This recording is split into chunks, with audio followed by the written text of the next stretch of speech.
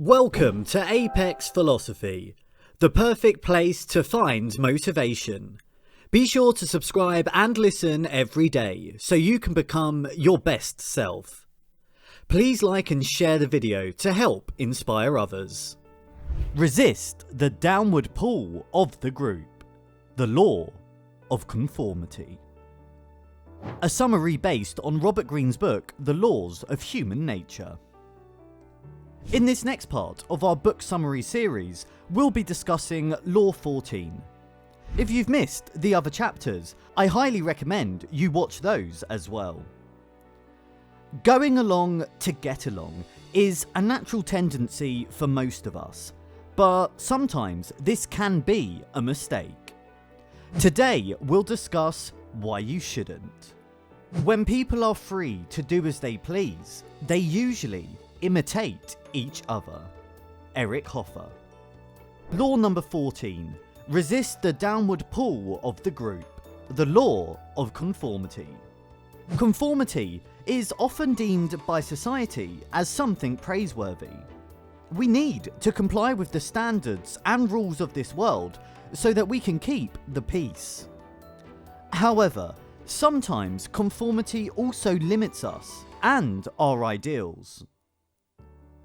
When we are in a group, we often subconsciously put on a social mask to hide the parts of us that may cause conflict and amplify those parts of us that make us more accepted. Keys to human nature. So, what is the danger in this?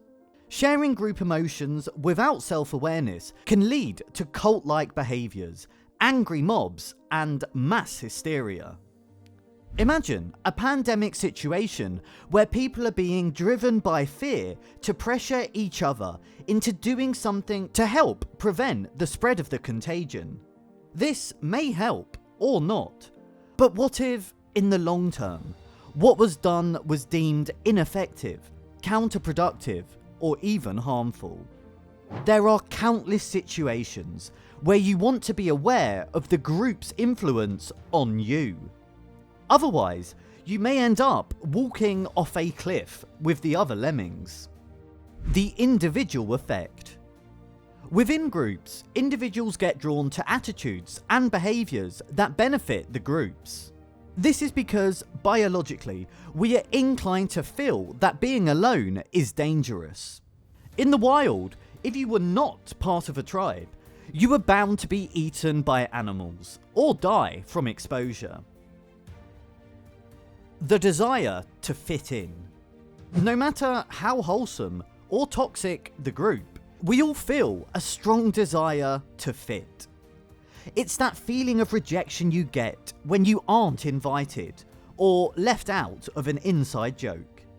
This is because we are social animals and being left out is not in our nature. In order to fit in, we often adapt the fashion, attitudes, language, beliefs, and behaviours of our group. They say you are the sum of the 5 people you spend the most time with. This is why. The need to perform. In every social situation, there is a need to play a role or behave in a certain way. For example, you act differently at church than at a sports game. This is also why going to a new place or meeting a new group of people can be awkward at first, as you learn what is expected of you, what is acceptable, and what is not. Certain emotions and behaviours are contagious in a group. For example, fear, sadness, joy, or anger can all spread and amplify within a group. This is why they say a smile is contagious. In smaller groups, this is often referred to as peer pressure. In larger groups, this is why angry mobs form or mosh pits at metal concerts. Another example, hearing someone laugh on a train often gets other passengers to smile or laugh as well. This is caused by a combination of mirror neurons and hormones. The larger the group and the more established the culture over time, the more likely it will control you than the other way around. Robert Greene refers to this as hyper-certainty. You subconsciously start to trust the group's opinions and influence. It makes you want to join in and support the others without taking time to critically think for yourself. We just assume it is the right thing to do. However, you need to learn to distinguish what motivations are coming from the group and decide for yourself if you want to act on them or not. Group dynamics. In a group environment, there is an unwritten set of social rules that govern the group. It is important to study these dynamics from the groups you belong to. These dynamics influence your personality and behaviour while participating in the group. The first thing to look at is the group's culture. A group will establish its own culture over time. These customs will include ways of dress, proper etiquette, appropriate language, and expected behaviours. This means that, inevitably, the group will have some influence over you. Also, every group will have its own set of unspoken rules. These rules maintain order and the social hierarchy. It is important to learn them.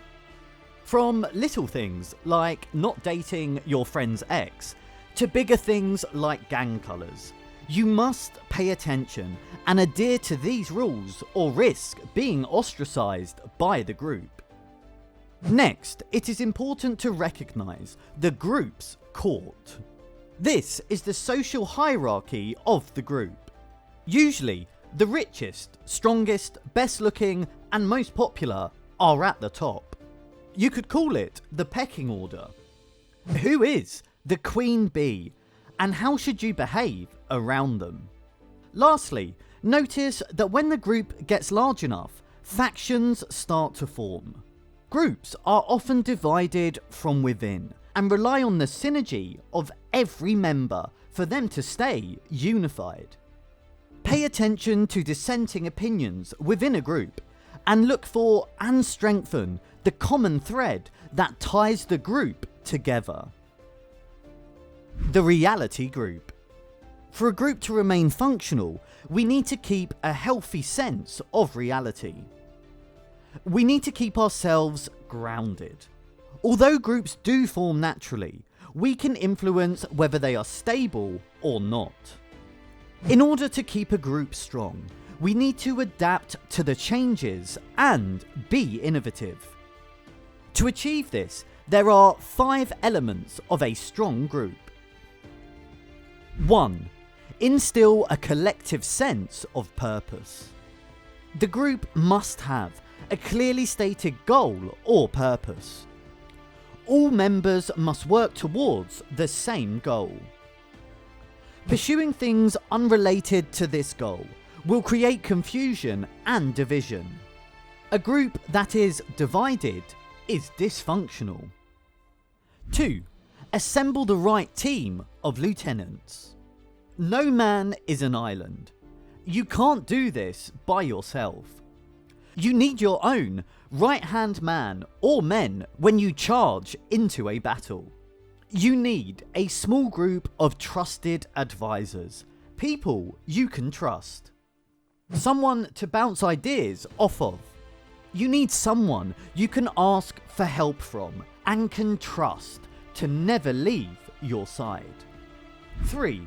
Let information and ideas flow freely. You need to have open communication between everyone in the group. You never know when the next big idea will come. And just because you're the leader, it doesn't mean that all ideas should come from you. Rather, you are the one who facilitates this synergy of ideas. 4. Infect the group with productive emotions. Productivity is key to a functional society.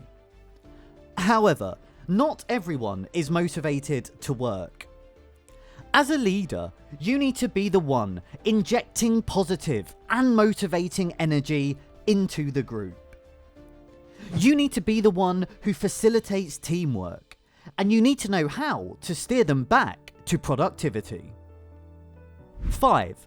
Forge a battle-tested group. Put healthy pressure on your group and see how they respond. Sometimes it's best to have a group that has gone through many battles because the bond becomes stronger, and when the unforeseen challenges arise, you will be prepared to face them.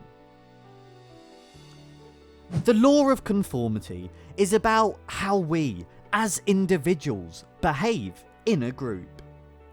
It's about how we behave around each other. Observe these pressures and learn how to manipulate the group's dynamics to your advantage. Check out our next video to learn what Robert Greene has to say about leadership. Thank you for listening. Comment below. Tell me about a time where group dynamics influenced your behaviour. Don't forget to like the video and subscribe, and we'll see you next time.